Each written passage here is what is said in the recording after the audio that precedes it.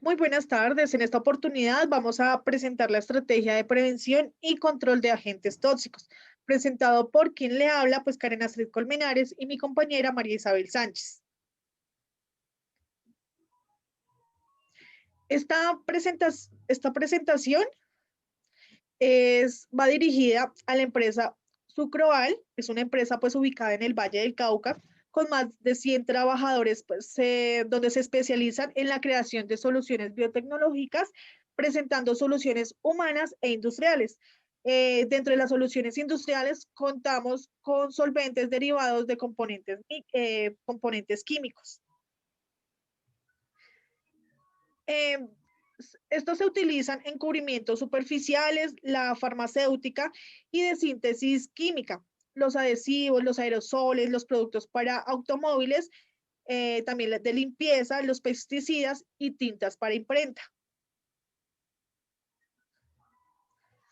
Pues dentro de los productos solventes que se fabrican en la empresa podemos encontrar el acetato de metilo, que se utiliza para poder fabricar pinturas, adhesivos y resinas, ya que es un solvente de vaporización rápida, esto no es controlado por el Ministerio de Justicia.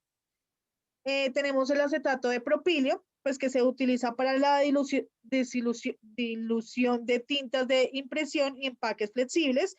Es un solvente de vaporización media y de un olor suave y baja toxicidad, aprobado por la FDA. Y también encontramos el acetato de butilo, pues que se utiliza para poder fabricar los PVC, los plastizoles y cauchos, y es un disolvente de botalidad media.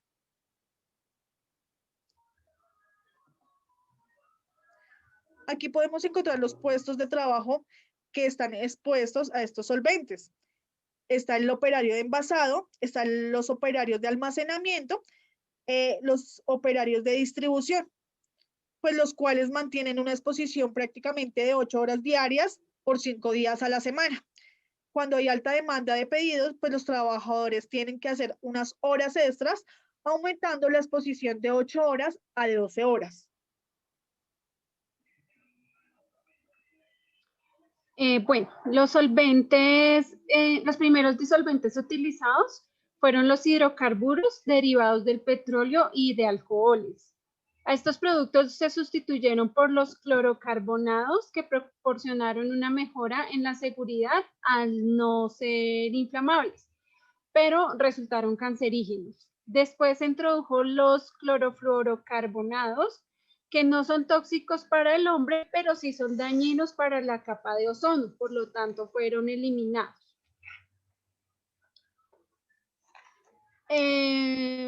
Bueno, después de esto se utilizaron los hidrogenofluorocarbonados, pero la legislación vigente también los eliminó debido que contribuyen a la destrucción de la capa de ozono.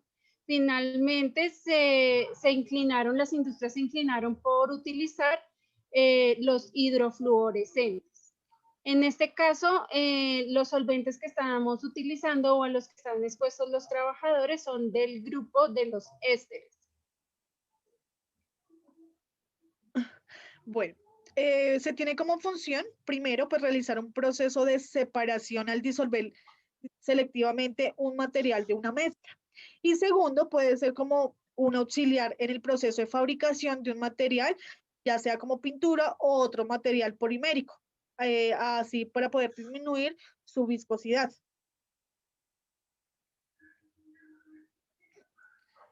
Listo.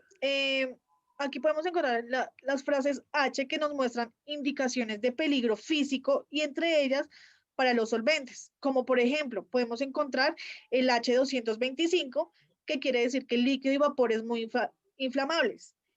También tenemos el H302 más, H312 más, H332, pues que es nocivo en caso de ingestación, contacto con la piel o inhalación. Tenemos el H319, es donde provoca irritación ocular grave. H336 puede provocar somnolencia o vértigo. Y H370 pues provoca daños en los órganos. La mayoría de las intoxicaciones se producen en ámbitos laborales y sobre todo pues en Sucroal, que es una empresa dedicada a la fabricación de estos. Como se sabe, los solventes tienen tendencia a evaporarse en las condiciones normales y sobre todo en lugares cerrados. Así que los trabajadores están expuestos a inhalar sin darse cuenta, ya que estos productos no generan olor. La contaminación es tanto por inhalación como por contacto cutáneo. La exposición de los solventes orgánicos pueden producir efectos sobre la salud, en este caso a largo plazo. Nosotros tuvimos en cuenta para verificar la toxicidad de estos solventes la tabla DL50. Entonces indica que para el acetato de metilo, para inhalado no hay datos, para intoxicación aún, para ingestión oral deben estar expuestos los trabajadores a 5.000 miligramos sobre kilogramo y para contacto cutáneo igualmente 5.000 miligramos sobre kilogramo. Para el acetato de propilo tenemos que los trabajadores deben estar expuestos a 4 horas por 8.000 partes por millón. Por ingestión oral a 9.370 miligramos sobre kilogramo y por cutáneo todavía no hay datos para saber hasta qué punto es tóxico el acetato de propilo.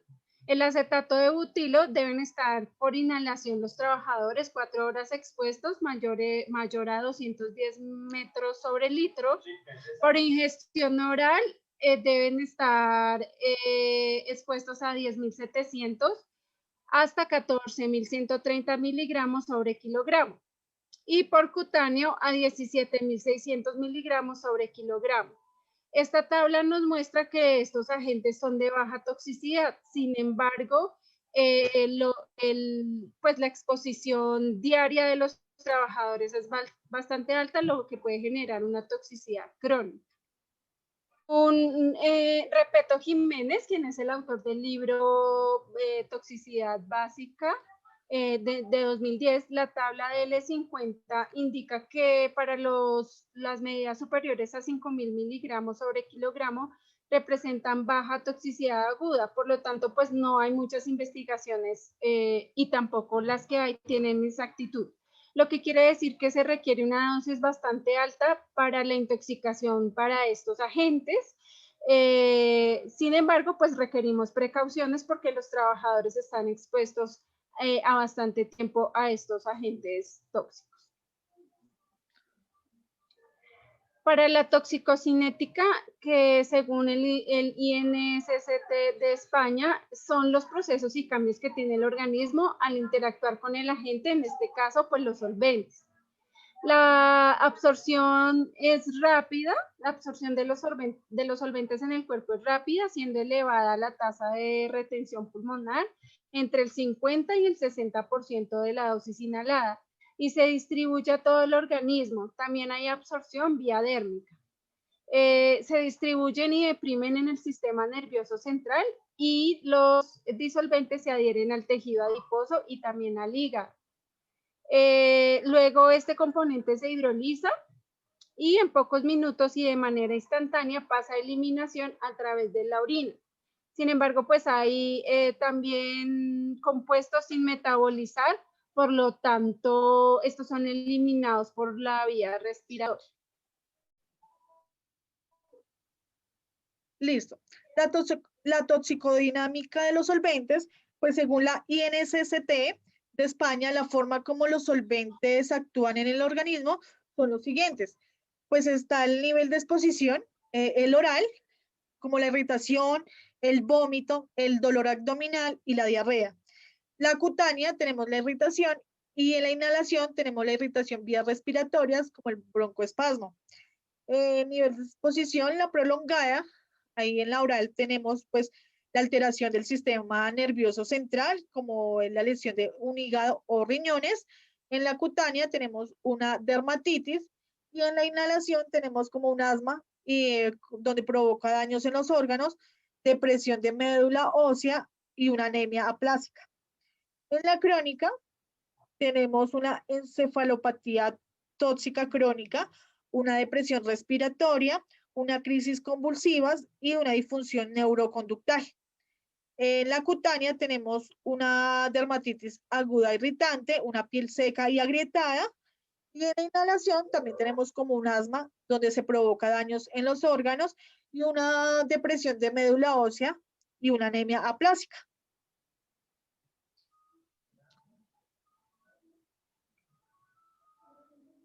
Algunos de los síntomas generales está la euforia, excitación y sentimiento de omnipotencia. Se acompaña esto con visión borrosa, zumbido de oídos, alteración del lenguaje, dolor de cabeza y broncoespasmos. En casos graves hay disminución del nivel de consecuencia con progresión a convulsiones, estados epilépticos o de coma. También se han presentado casos de muerte súbita en riesgo conocido de intoxicación por disolventes. Esto se cree que se debe a arritmias cardíacas. Bueno, entonces tenemos los valores límites permisibles o TLB. En este caso lo vamos a hacer por mediciones TWA, que quiere decir que los trabajadores están expuestos a estos agentes a 8 horas diarias o 40 horas semanales. Y a mediciones STIL, que quiere decir que están expuestos a 15 minutos a estos agentes. Entonces, para el acetato de metilo, tenemos que pueden estar expuestos a 200 partes por millón en TWA o a 638 miligramos sobre metro cúbico. Para la medición STIL pueden estar expuestos a 250 partes por millón o 798 miligramos sobre metro cúbico. Para el acetato de propilo, los trabajadores pueden estar expuestos a 200 partes por millón o a 835 miligramos sobre metro cúbico. Para la medición STIL, a 250 gramos por millón, partes por millón, perdón, o a 1044 miligramos sobre metro cúbico. Y para el acetato de butilo tenemos que para la TWA pueden estar expuestos a 150 partes por millón o a 713 miligramos sobre metro cúbico. Para la medición STIL pueden estar expuestos a 200 partes por millón o 950 miligramos sobre metro cúbico. Entonces, teniendo en cuenta todos estos datos, vemos que de acuerdo a la GTC 45, los trabajadores están expuestos a un nivel de deficiencia 10, que es muy alto, a un nivel de exposición 4, que quiere decir que es una exposición continua, y a un nivel de probabilidad donde se presenta una situación de exposición continua que genera riesgo. Estos datos quieren decir que es una situación donde el riesgo de intoxicación es alto, por lo tanto se debe crear estrategias donde podamos reducir el nivel de exposición y pues por lo tanto el nivel de intoxicación.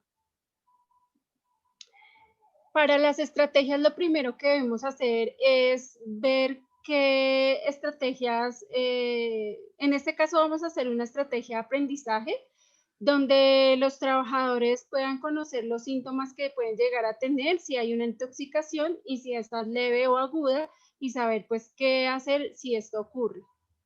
El objetivo de la estrategia, que como indicaba, debe ser una estrategia de prevención a través del conocimiento, capacitación y control, será la de impulsar el conocimiento tanto de los agentes como con los que se trabaja, y también saber qué hacer en caso de intoxicación si esta se presenta. Los trabajadores deben recibir información adecuada sobre el uso de los productos y sus posibles riesgos. Esto se puede hacer a través de capacitaciones y talleres. Los trabajadores deben tener acceso a la ficha de seguridad del producto. Esto se debe dejar en las áreas de trabajo de manera visible y en las carteleras de información.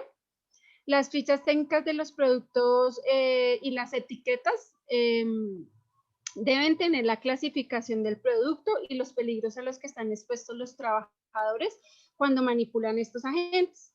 Y deben realizar pues el correcto uso de los elementos de protección personal cada uno. Para el área de almacenamiento deben haber técnicas de almacenaje de agentes tóxicos. Esto se puede hacer igualmente con capacitaciones y talleres prácticos. Los almacenes deben estar diseñados de forma que minimicen los riesgos para la salud de los trabajadores y el medio ambiente. La capacitación también se debe hacer sobre las normas de almacenaje de productos tóxicos y químicos, y los residuos originados se deben tratar como residuos peligrosos. Los almacenes también deben estar diseñados en forma que minimicen riesgos para la salud y el medio ambiente. Para el área de distribución, la capacitación debe estar enfocada en las normas de transporte y distribución de los agentes tóxicos y químicos. En este caso, como vemos que la estrategia es sobre la información y el conocimiento para los trabajadores, vamos a presentar una infografía donde los trabajadores estarán informados de cuáles son los peligros a los que están expuestos, los síntomas de intoxicación y qué podemos hacer en caso de que se presente una intoxicación en alguno de nuestros trabajadores.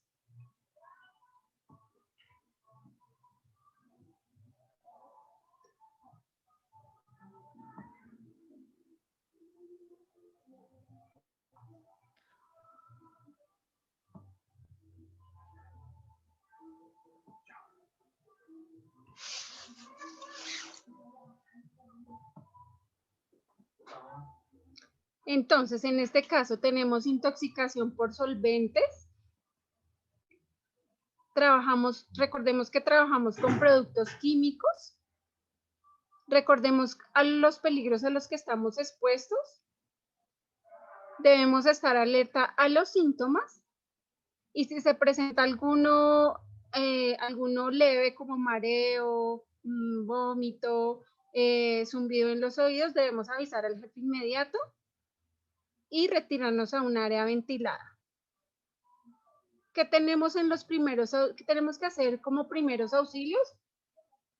Si fue por ingestión, no se debe provocar el vómito, por lo contrario se debe lavar la boca, pero se debe escupir y posteriormente se debe dar a beber agua, pues para diluir el agente tóxico.